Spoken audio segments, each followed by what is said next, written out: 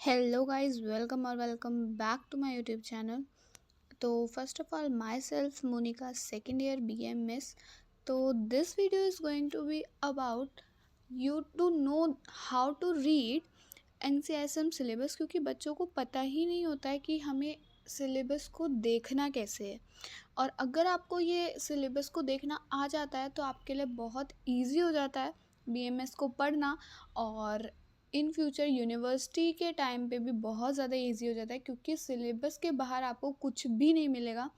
आप सिलेबस की हेल्प से अपना पूरा जो सब्जेक्ट है उसको कवर कर सकते हैं। तो ज़्यादा लंबी ना करते हुए, टाइम वेस्ट ना करते हुए, जल्दी से वीडियो को करते हैं स्टार्ट। उससे पहले don't forget to like my video and subscribe my channel, and do comment also what you want in the next video, and I also get support with your such comments, so please do comments and let's begin the video. तो we are here with the समिता अध्ययन syllabus, जो कि NCSM की website पे आपको मिल जाएगा। तो फर्स्ट ऑफ ऑल हमें क्या दिया है कि जो नंबर ऑफ टीचर्स पढ़ाएंगे वो दिया है कि कितने आपके लेक्चर्स होंगे और कितने नॉन लेक्चर आवर्स होंगे। लेक्चर आवर में आपको थ्योरी पढ़ाई जाएगी और नॉन लेक्चर आवर में आपको जैसे एक्टिविटीज़ वगैरह करवाई जाएगी। फिर आता है कि एग्जामिनेशन पेपर का मार्क्स डिस्ट्रीब्यूशन कैसा है। पेपर इस संहिता का एक होगा, बाकी शरीर का 2, क्रिया का 2 और PV के 2 पेपर, संस्कृत के 2 पेपर। तो इसमें प्रैक्टिकल वाइवा के 75 मार्क्स हैं, इलेक्टिव के 10 मार्क्स हैं, और ये जो इंटरनल असेसमेंट मीन्स आपके जो इंटरनल एग्ज़ाम्स होंगे कॉलेज में उसके 15 मार्क्स है ओवरऑल मिला के। तो ऐसे करके आपको जो थ्योरी के मार्क्स है 100, तो ऐसे मिला के आपको 200 मार्क्स होते हैं, जिसमें कि आपको पास होने के लिए एटलीस्ट 100 मार्क्स तो रिक्वायर होंगे। और थ्योरी में ओनली अगर देखे जाए तो 50 मार्क्स तो चाहिए ही चाहिए। फिर उसके बाद आता है कि जो कोर्स आउटकम, अब कोर्स आउटकम मीन्स सब्जेक्ट से अगर आप संहिता पढ़ रहे हो तो आपको क्या आउटकम्स मिलेंगे। Course means subject and programme means BMS, तो ये सब कोर्स आउटकम्स दिए हैं।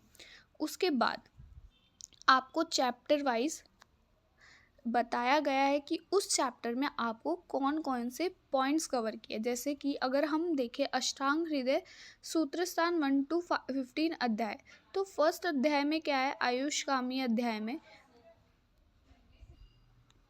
जैसा कि आपको दिया है आयुष्कामी अध्याय में क्या क्या है, आपको ओवरव्यू दिया है कि आपको इस चैप्टर में ये पॉइंट्स कवर करने हैं। फॉर एग्जांपल सबसे पहले अष्टांग हृदय का परिचय दिया है, फिर दोष धातु मल परिचय दिया है, अग्नि कोश स्वरूप दिया है। ऐसे करके आपको सारे पॉइंट इन्होंने बता दिए कि इस चैप्टर में आपको ये पॉइंट्स कवर करने हैं या फिर करवाए जाएंगे। फिर साइड में टर्म दिया है कि कौन से टर्म में आएगा। आपका फर्स्ट टर्म में सिलेबस इसका है कि फर्स्ट टर्म में ये इतना सिलेबस आपको कवर करना है जो कि पेपर में आएगा। फिर ये लेक्चर्स है कि कितने लेक्चर होने चाहिए, इस पे 8 लेक्चर है और 3 नॉन लेक्चर है। तो ऐसे करके आपको सभी चैप्टर वाइज पॉइंट आउटकम्स दिए कि ओवरव्यू दे दिया आपको कि इस चैप्टर में आपके ये पॉइंट्स कवर किए जा रहे हैं और आपको ये पॉइंट्स कवर करने हैं। फिर उसके बाद अगर आप नीचे स्क्रॉल करते हैं तो आपको मिलता है ऐसे ही चरक संहिता का भी दिया हुआ है, तो सभी सब्जेक्ट का और सभी चैप्टर वाइज आपको दिया है। फिर उसके बाद आपको डिटेल मिलता है कि फर्स्ट चैप्टर में दिया है डिस्कस द हायरार्की ऑफ आयुर्वेदोत्पत्ति। तो आपको ऐसे क्वेश्चन के फॉर्म में पढ़ना है कि अगर एग्जाम में आया कि डिस्क्राइब द आयुर्वेद उत्पत्ति, तो यू हैव टू नो कि क्या है आयुर्वेद की उत्पत्ति कैसे हुई, ब्रह्मा ने को वो स्मरण हुआ, फिर वो आगे पास ऑन हुआ। तो ऐसे ऐसे करके आपको क्वेश्चन के फॉर्म में ये सब पॉइंट जैसे दिए हैं। एक्सप्लेन द सिग्निफिकेंस ऑफ अष्टांग हृदय, कि अष्टांग हृदय एक ऐसा वो शास्त्र है जिसमें ना तो ज़्यादा विस्तार में और ना ज़्यादा शॉर्ट में चीज़ों को बताया गया है। फिर enlist the 8 branches of Ayurveda, काय बाल ग्रहो ऊर्ध्वांग।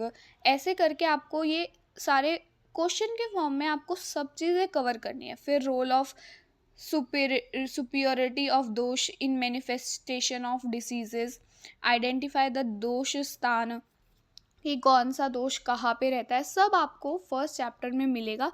तो आपको ऐसे करके सारे ये जो पॉइंट्स है एक बार चैप्टर पढ़ने के बाद ये देखने हैं कि हमने ये पॉइंट्स कवर किए हैं कि नहीं। फिर इन पॉइंट्स में भी आपको दिया है कि कौन सा ज़्यादा इम्पॉर्टेंट है और कौन सा कम। अब जो मस्ट टू नो है ऑब्वियसली बहुत इम्पॉर्टेंट है। फिर उसके बाद आपको आ जाता है नाइस टू नो। ये अगर आप देखेंगे नाइस टू नो उससे कम इम्पॉर्टेंट, और डिज़ायर टू नो इसमें है ही नहीं, वो आपको नीचे या फिर किसी और में मिल जाएगा। जैसे सेकंड चैप्टर में देखते हैं हम लोग, सेकंड चैप्टर में भी नहीं, मुझे नहीं लगता है। तो आपको सारे जो है वो कवर करने हैं पॉइंट्स। ऐसे करते करते अगर आप करेंगे तो आपके सारे पॉइंट्स जो भी उस चैप्टर में दिए गए हैं वो सब कवर हो जाएंगे, जिससे कि आपको ये नहीं लगेगा कि हमें क्या करना है, क्या क्या और पढ़ना है। तो अगर इन पॉइंट वाइज पढ़ेंगे तो आपके सारे पॉइंट्स कवर हो जाएंगे।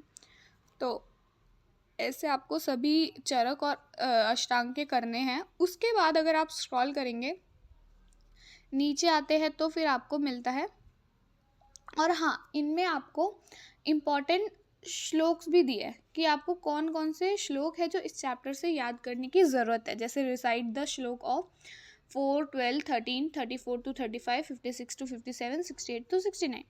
तो ये कौन से चैप्टर का है अभी हम चेक कर लेते हैं। ये है अचरक संहिता चैप्टर नंबर 5 मात्रशीति अध्याय। और ऐसा ज़रूरी नहीं है कि आप करें ही करें, बट अगर आपको करना है तो इन जो श्लोक है उसको पहले लर्न करें, प्रायोरिटी में रखें। फिर उसके बाद आते हैं हम स्क्रॉल करके नीचे, तो आपको ये प्रैक्टिकल के बारे में बताया कि आपको कौन कौन से प्रैक्टिकल है। ये सब इतना स्टडी पॉइंट ऑफ व्यू से नहीं है, ये आपको कॉलेज के हिसाब से इम्पॉर्टेंट है। फिर उसके बाद आपको मार्क्स डिस्ट्रीब्यूशन बताया कि कैसे मार्क्स डिस्ट्रीब्यूट होते हैं, तो ये आप देख सकते हैं। फिर उसके बाद आ जाता है एक डिस्ट्रीब्यूशन ऑफ थ्योरी एग्ज़ाम। अब आपको मार्क्स दिया, अब आपको MCQ, SAQ और LAQ बताया कौन से चैप्टर में आपको SAQ, LAQ और MCQ मिल सकते हैं। तो आप देख सकते हैं कि फर्स्ट चैप्टर में आपको MCQ भी आ सकता है, SAQ भी आ सकता है और LAQ भी आ सकता है। बट अगर वहीं पे हम देखें फिफ्थ चैप्टर में द्रव्य विज्ञानीय है, उसमें आपको MCQ नहीं है, SAQ है और ओनली, एंड LAQ भी नहीं है। तो ऐसे आप देख के कर सकते हैं कि कौन से चैप्टर को हमें प्रायोरिटी पे रखना चाहिए और कौन से को हमें बाद में पढ़ना चाहिए। लेकिन अगर आप स्टार्ट कर रहे हैं तो ऐसे पॉइंट वाइज अपने जो सब्जेक्ट है या फिर चैप्टर है उसको कवर करें तो आपके लिए बहुत बेनिफिशियल होने वाला है। और ये भी बताया कि MCQ फिर नीचे कि कौन से टॉपिक से MCQ आ सकता है। टॉपिक नंबर 2 अष्टांग हृदय सूत्रस्थान चैप्टर 1। अब टॉपिक नंबर 2 अगर आप ऊपर जाएंगे तो दिया है टॉपिक नंबर 2, जैसे कि अभी हम फर्स्ट चैप्टर पे चलेंगे तो वहाँ पे आपको टॉपिक नंबर 2 मिल जाएगा। ये देखिए टॉपिक नंबर 2 यहाँ पे आ जाता है एक्सप्लेन द सिग्निफिकेंस ऑफ अष्टांग हृदय, या फिर ऐसे आपको देखना है कि किस पॉइंट से आपके MCQ यहाँ पे फॉर्म हो सकते हैं। तो ऐसे अगर आप करेंगे तो आपके सारे जितने भी पॉइंट्स सब कवर हो जाएंगे और आपको बहुत ज़्यादा आसानी रहेगी। तो टॉपिक नंबर 3 से भी आ सकता है, और अष्टांग हृदय सूत्रस्थान चैप्टर 2, जैसे ऊपर टॉपिक दिया है ना कि टॉपिक 1 ये है चैप्टर का नाम, टॉपिक 2 चैप्टर का नाम, ऐसे जो दिए हैं वो उन सब से MCQ आ सकते हैं। SAQ किस किस से आ सकते हैं, ऐसे टॉपिक नंबर 2 अष्टांग हृदय सूत्रस्थान चैप्टर 1 से भी आ सकता है, टॉपिक नंबर 25 से आएगा।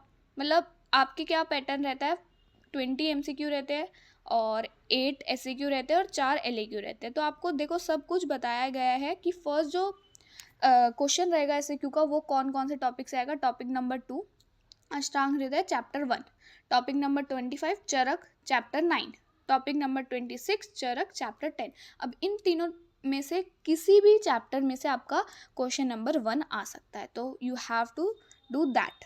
तो ऐसे सब बताया गया है जो कि आपके लिए बहुत इजी रहेगा। फिर उसके बाद आपको वाइवा के मार्क्स वगैरह सब दिए गए हैं, तो आप देख सकते हैं, और ये रेफरेंस बुक दिए हैं कि आप इन बुक्स को रेफ़र कर सकते हैं पढ़ने के लिए। तो that all about this video, and I think ये आपके लिए हेल्पफुल रहेगी।